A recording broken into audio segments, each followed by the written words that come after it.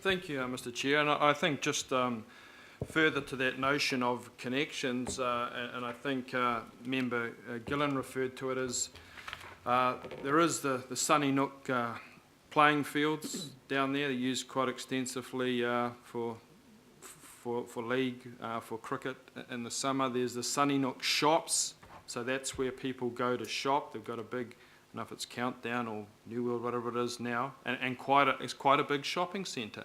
So this is a natural route for people in this area, and if it's going to be even more people, which it obviously is, they're going to be going down that way. And actually, if you look at the photographs, which are quite helpful in that respect, you can see, and I think Councillor Darby's stepped it out, you can see that, you know, there is a, depending on which street you come from, there is significant advantages for this access way being there to link up with that those facilities that are just down the road.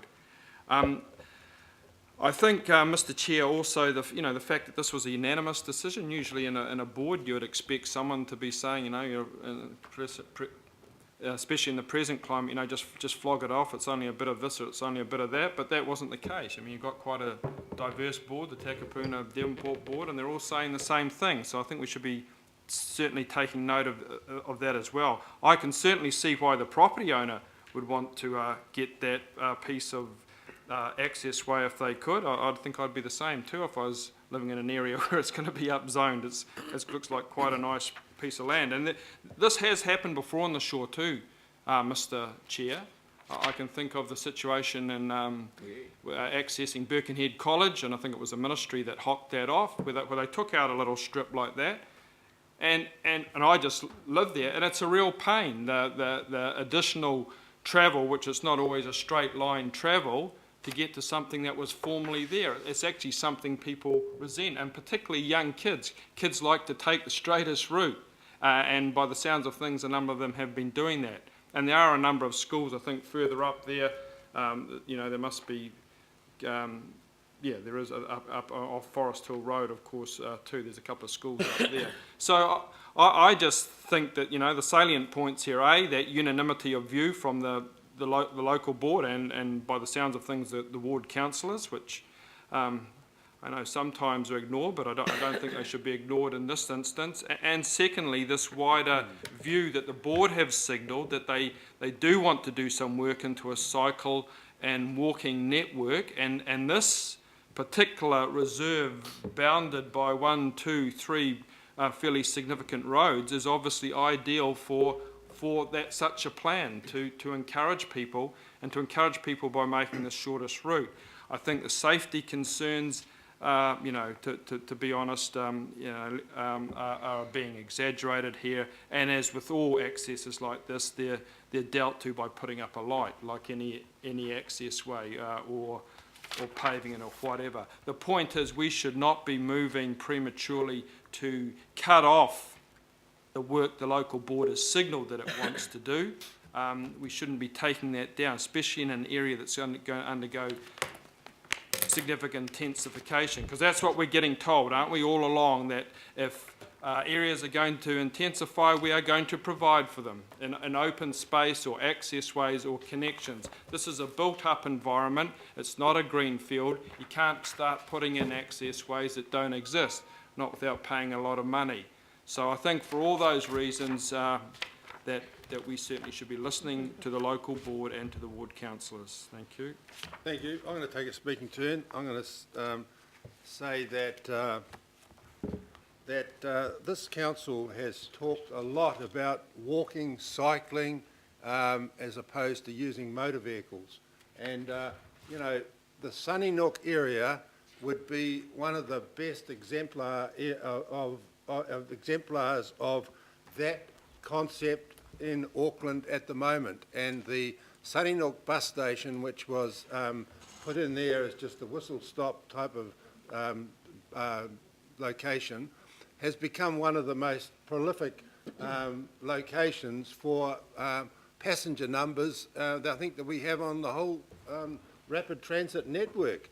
And that has also been helped by the introduction of a walkway that this council and Auckland Transport put in. It was North Shores Council started off form, and then Auckland Transport finished it, where people can walk through from Kapiti Place through to that bus station. So we put it through. People use it in droves, and you know, that is the same situation in other parts of that area.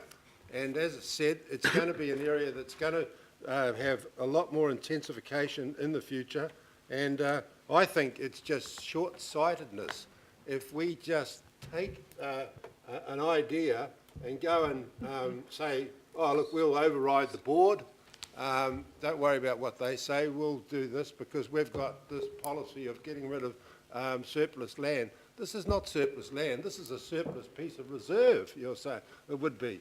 And we've got to uplift the reserve status. Now, why did the council in the past go and put a reserve status on this land? And that's what the status is. And, you know, I think it's a big thing to start uplifting reserve status and then disposing of the land in these circumstances, especially when the local board don't support it. So I'm not going to be supporting it. And look, councillors, I hope that you'll support me and Councillor Darby and the local board. I don't believe I have a conflict of interest in one way, any way possible here, because I am the representative of, elected to represent the whole of Auckland, and you know, I do live in the next suburb over, but I don't think that gives me any reason or anybody can say that I have got a conflict here. So I think this has been properly put, and I ask that councillors support the motion. Thank you. Councillor Penrose. Yeah, thanks, Mr. Chair. I just want to make a comment. Has there been any feedback from the police? And why I say that is because we're quite the opposite in the south. We want some of the walkways closed down. And actually, in fact, I was at the Manarewa Local Board Business meeting 2 weeks ago where we had a presentation from members of the public saying, please close this walkway down. And I didn't want to say in front of them, but it's a mission, absolute mission. When it's Crown land, it's a mission. And we tried out under Papakura, under the old PDC days, to close about 4 or 5 of them down. And failed because it's a mission. And why? Because they were unsafe. But I'm looking at here, and there's 3 entry points to this reserve. 3 massive entry points. And I would say that, looking at this picture here, you couldn't play in it, you can only walk through it. But if that neighbour was to put up a dirty, great big wooden fence, would it be safe? I don't know. Would it be unsafe? Who knows? But, you know, what do the police say? Have they been asked? But I have real concerns over, in the past, that the neighbour's been mowing it and maintaining it. If everyone was aware of this, they were obviously happy for the neighbour to mow it and maintain it. At their cost. Upzoning that particular property, I don't think that'd be wide enough to make much difference really. But that's just my 5 cents worth, Mr. Chair. As I say, in the south, we want to close them down. Thank you.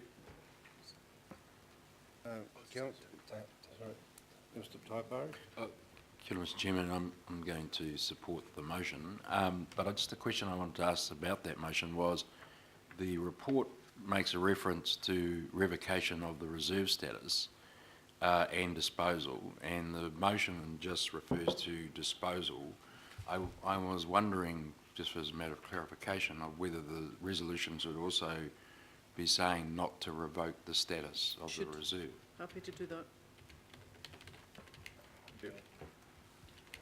Councillor Crubb. Thank you, Mr. Chair. I would have been a lot more, had a lot increasing comfort levels if the recommendation had been to delay this decision. I'm not at all comfortable with supporting not recommending a disposal, so I won't be voting for Councillor Casey's amendment. We've all been to small pocket parks and the likes where there's narrow entranceways and there's SIPTED issues that should be taken into consideration. I was just on site 2-3 weeks ago in one, and when you read and have heard what our own parks team are saying. I think that should seriously be taken into account. But I would have preferred to perhaps have heard from parks, as has been called from already by some of my colleagues here, and there's been words like this is short-sighted or it's premature for us to do this. Well, that indicates to me that we should be looking into it more if we need to, or getting some more information if we need to. Instead, we've got a yay or a nay here, and I'm not comfortable with supporting a nay so quickly, and if that's the only option given to me, my vote will be no. Thank you. Councillor Super. Thank you, Mr Chairman. I mean, I have similar sentiments to Councillor Crum and Penrose, and particularly around safety issues. I mean, there's been a lot of this sort of, it's the kind of development in the North Shore, the similar types of cul-de-sac developments, etc., that end up having lots of these unsafe little walkways between houses. And the cost of maintenance for graffiti, fences, all of that sort of thing is huge with not much value quite often. And I've had to deal with these issues quite a lot from Ranui right up to West Harbour when I was a Waitakere councillor. And neighbours just don't like being near them. They find the places where people congregate. And the reality is if this is kept, council, the local board, on their parks budget are going to have to put up some sort of fence. If you want to delineate that, because it's not been cannibalised, it's just there because it hasn't been demarked with any kind of fence. And so it's understandable that the person there thinks, well, I'm mowing my own lawn. Well, I don't want that messy bit there. I want, I've got to look at that all the time. They've done it. I don't think it's an issue of cannibalisation where we see in other situations.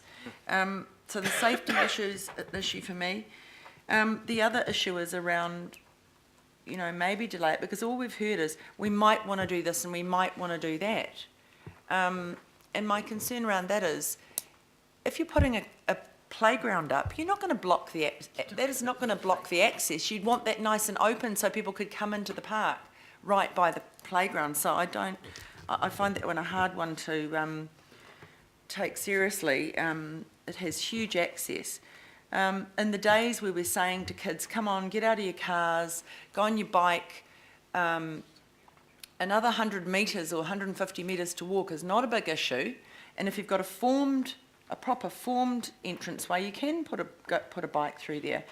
And the other thing is, if you're going to form this other access way, you probably have to going to put down an impermeable membrane, which is actually going to cause more issues in that dip of water runoff.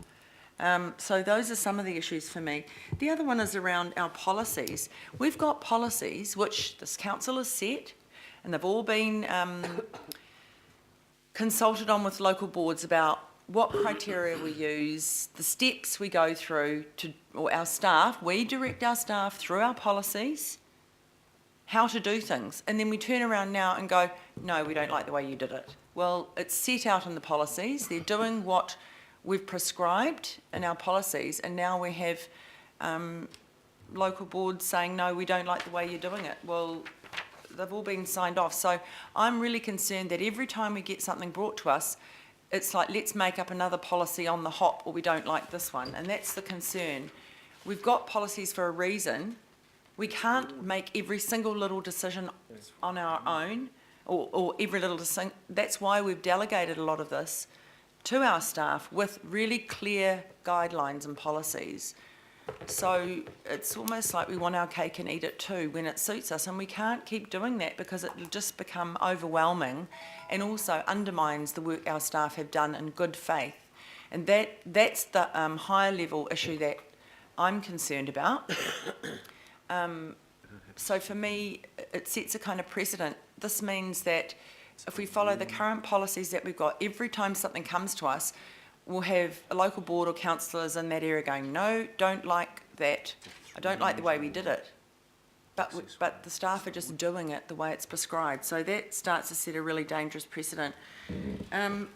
So for me, the costs of maintenance, if this is actually developed for very little value, is going to be huge and unnecessary.